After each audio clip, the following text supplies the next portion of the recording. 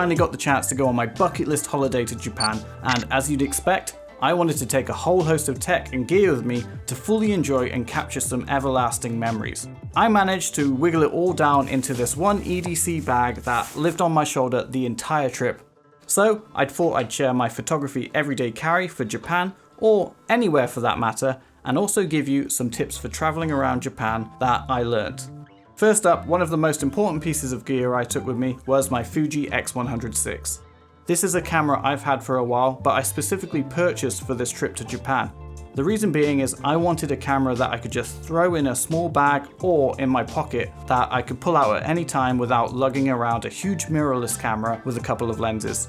The X100VI takes great photos straight out of the camera because it has this special feature called recipes. These are customizable looks that are baked into your JPEG files that give your photo a unique look that's similar to old film. But if you shoot RAW like I do, you can change these recipes later on with Fuji's XRAW editing app and get so much more flexibility. So to break it down real quick, I have a green wrap from AlphaGuard which gives it a unique look while also protecting the camera.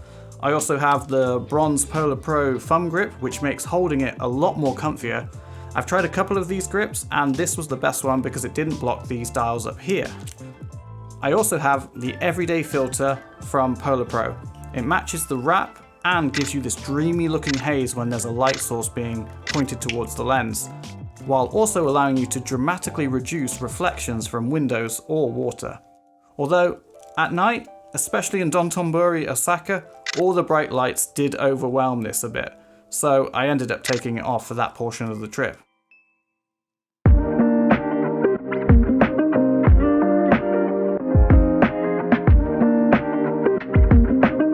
Then I have this accessory that I actually purchased while out in Japan, as I found that the X100VI wasn't great for wide shots. So I picked up the Fuji official wide-angle lens adapter that brings it down to 28mm.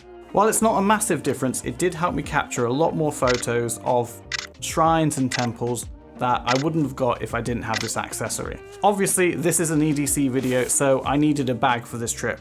I didn't want to take a large camera backpack, so I ended up using this Orbit Key Sling. While it's not the biggest bag, which I actually like, and at times it was quite a squeeze, this safely carried everything that is featured in this video without any damage or problems.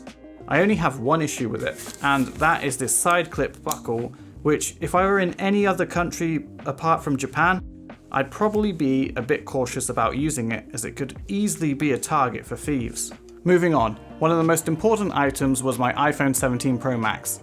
Not only was this my phone for the entire trip, it was also my IC card, my backup camera, and most importantly, my way of navigation. I think iPhones are a must-have when traveling to Japan, as with Apple Wallet you can load up your IC card like a Suica and top it up directly using your regular Apple Wallet. This allows you to ride the JR rail networks, Shinkansen, and buy food and drink from vending machines and pretty much every shop in Tokyo, Osaka, and Kyoto. We rarely needed to use cash throughout the whole trip, as most places accepted an IC card as payment or Apple Pay. Also, as most people will pick up an eSIM for data, we decided to go with the Abroad in Japan's JJ eSIM. This isn't a sponsored message or an endorsement, but on both of our phones, it worked flawlessly, and I even had signal when the Shinkansen went under a mountain. To preserve our data on the eSIM, we decided to download a whole host of offline maps using Google Maps when we were connected to the hotel Wi-Fi or even at home. This helps us reduce our data consumption dramatically. In 12 days, I maxed out at about 13 gigabytes of data, and I wasn't being overly conservative with my browsing. Speaking of Google Maps, if you're worried about the confusing rail networks that everyone keeps going on about, don't panic. Google Maps is packed with easy to use navigation guides and instructions. All you have to do is choose your destination and pick how you're going to get there. With the trains, it knew exactly which train to get, the times they ran, the platform you would need to depart from, and the station numbers and exact amount of stops you would have to ride until you reached your destination. There was not one time where we got lost, and it was all thanks to Google Maps. And if you want to skip all the busy crowds or just avoid the rush hour traffic, which can be quite intense, Uber is an incredibly good alternative, and it's really cheap in Japan, especially in Tokyo. One thing people will tell you when traveling Japan is to carry a lot of cash. We were quite lucky with only 2 places being cash only, but one thing they don't tell you is gacha machines are cash only, specifically coins. So we ended up exchanging a whole load of notes to buy random souvenirs from the gacha machines. So prior to flying out, I bought this alpaca zip pouch. It wasn't overly expensive. It was able to carry a lot of cash and coins, and it's designed to block RFID signals, so no one can swipe your card for money. Now the X106 was not the only camera I brought along with me. I actually brought along with me the DJI Osmo Nano as well. This little camera is amazing. I've always used it for capturing my bike rides, but because of the tiny size and great quality image you can get from it, it came into its own. I used it to capture time lapses from our hotel windows, trains and plane footage, and because I brought along the magnetic necklace, I decided to experiment with some first-person camera shots. It really was a great idea to bring along with me. The built-in storage was a lifesaver, but one issue I had was that after about 15 minutes of recording, it would completely shut off due to overheating. So it was mainly relegated to time-lapse footage. I also took along with me a small rig MagSafe Tripod. It's built well, the magnet is super strong, and it folds down into a small size. And because it's so sturdy and has features like this little hook, you can get really creative with your group shots or selfies. And as I was using a lot of cameras at this point, and they were starting to get a bit dusty, I picked up a cheap lens brush from Bic Camera. Honestly, I'm surprised I don't own any of these because I've been a photographer for a long time. As I wear an Apple Watch Ultra 2, while not essential, it was a great way to keep track of all of our steps and get navigation reminders and notifications while navigating through the busy JR stations, without having to get my phone out. Honestly, 15 to 20,000 steps a day was not as bad as it sounds, as I was wearing comfy shoes. Speaking of shoes, I'm not a fashionable guy, I'm not an expert in style, but what I can tell you is I took 3 pairs of shoes to Japan and I ended up just wearing one set for the entire time I was there. These are the Vans Ultracore MTE shoes. Now, I know what you're thinking, Vans shoes for 12 days of walking? You gotta be mad. I thought so too, but these were incredibly comfy, breathable and lightweight.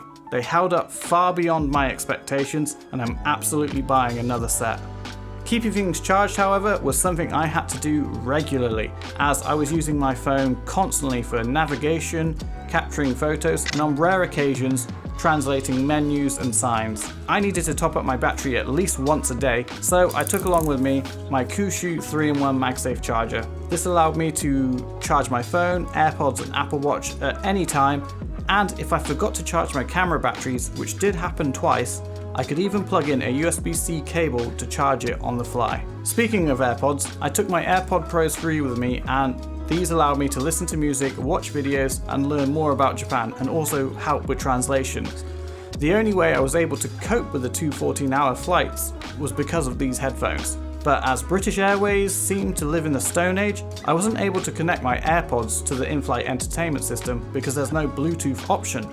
So I had to pick up the 12 South AirFly Pro 2 prior to flying. This little device saved me from boredom and helped me avoid getting some serious headaches on the plane. It plugged directly into the plane's entertainment system and it allowed me to use not one, but 2 sets of AirPods with one source. Because of this little device, I was able to enjoy hours of entertainment on the plane without the background noise of kids screaming or people being loud, while also being able to keep informed of the safety announcements that were played during the flight.